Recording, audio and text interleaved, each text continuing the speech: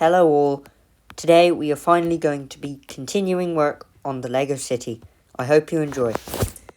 We're going to be starting off with some of the minor adjustments I made to our lovely Parliament building. So these used to be grey, but I've made them black. They're a bit more blocky, but I think they look better.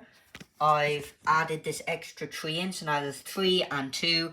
I know it's uneven, it looks bad, but trust me, I think it works better. I've made some other minor adjustments, such as the pavement here. It's now very wacky. But most importantly, I left this gaping hole here last episode because I couldn't figure out what to put here. So I've tiled off the top and left this corner slope. So what I'm going to do is I'm going to put in this new part that I've constructed. There we go. And I think that makes our Parliament building look a lot more grander and a lot more better. What do you think? So that's just our Parliament building modifications. So I have changed the road layout around the Parliament building, and as you can see, added this huge cave structure, which took me a very long time to build. It was really annoying. I've added some bike lanes, pedestrian crossing with this nice, I like that. The sort of paved crossing marks, or whatever you call them. Bike path is uplifted from the ground, which just makes it a bit more safe for cyclists, imaginary cyclists that don't exist yet. I've continued the road, another bike lane, but obviously there's this huge cave tunnel thing.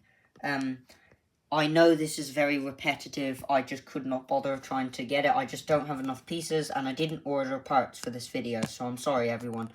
But this is a very dark sort of area, and I have actually installed a battery in here and some lights. They were Lego lights, so I've put them in, and now you can't really see it now, but there is a yellow glow when I turn that on, and that's sort of like the idea that this is just going to be the end of the city, and it's going to be a huge tunnel, cliff, and there's going to be a dodgy pedestrian walkway with questionable neon yellow lights that you don't want to go through at night.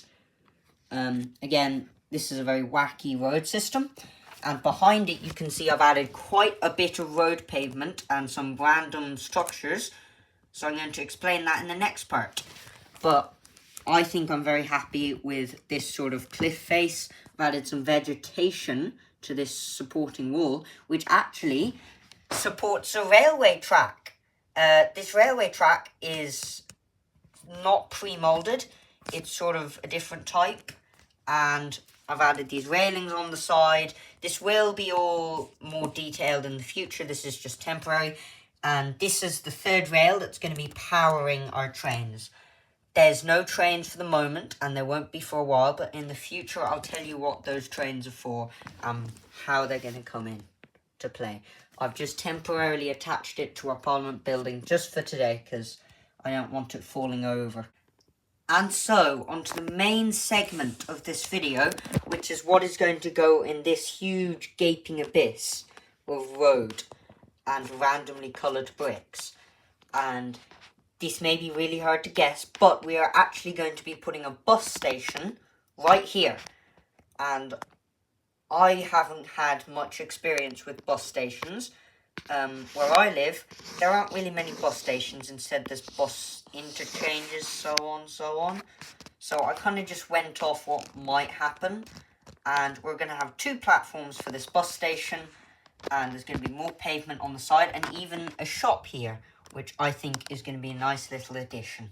Now, instead of the bus station sort of having these very modular, very blocky setups, which is what you'd expect, I've decided to make a little more wacky and interesting by making it slightly slanted at an angle. It's still going to attach to like here, so don't worry. But I've used these angle plates, which I've always never really had any use for and wanted to use.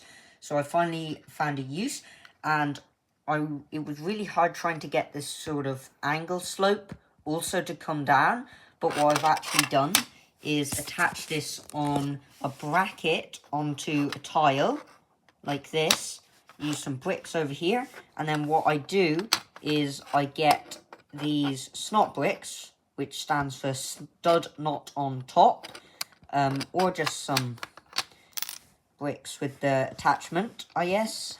And what I've done is I've put them in, and I've also attached a tile, so everything ends up fairly smooth and it's not full of gaps and gaping holes, which is something I really don't want. And that just makes it look a lot nicer, cleaner, and I think these small details of perfection is what's going to make this city great. So I'm going to just put these in. So as previously mentioned, there are going to be 2 platforms, and this is going to be one of them for the bus station. So I'm just going to attach this on here. And we now have platform number 1, which I'm going to carefully place right here. If I can keep the camera in shot. Very carefully place this down.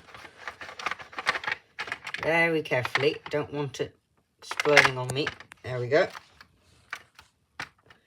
Push it into place. And that's platform number 1 slotted in. So that's pretty successful, it appears. Let's continue.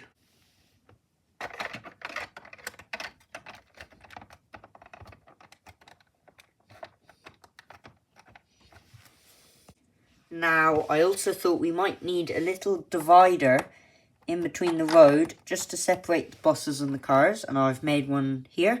I really like it. It's got these nice sloped pieces, so very happy with that. Now, I've also added in a bit of infrastructure with this lovely bus station with solar panels on the top, or bus shelter, sorry. And it also has working screen displays that are just stickers. A lot of these stickers I've made creative use. I've cut some of these. I know a lot of crimes have been committed for some people here. These sort of timetable things, they actually came from a Lego Skyline set. I don't remember which though. I mean, it might have been the Singapore one, but they kind of look like bus timetables, so I've repurposed them. So I'm just going to put this in now.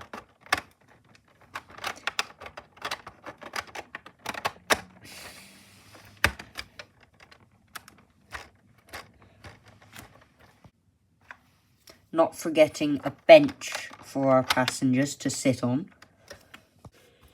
Now, as for the background, I don't want it to be just wall. I want in general this city, you see as little as the wall as physically possible.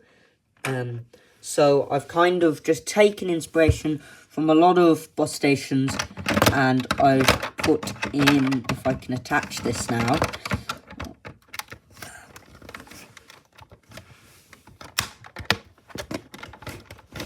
I've attached a very simple brick wall.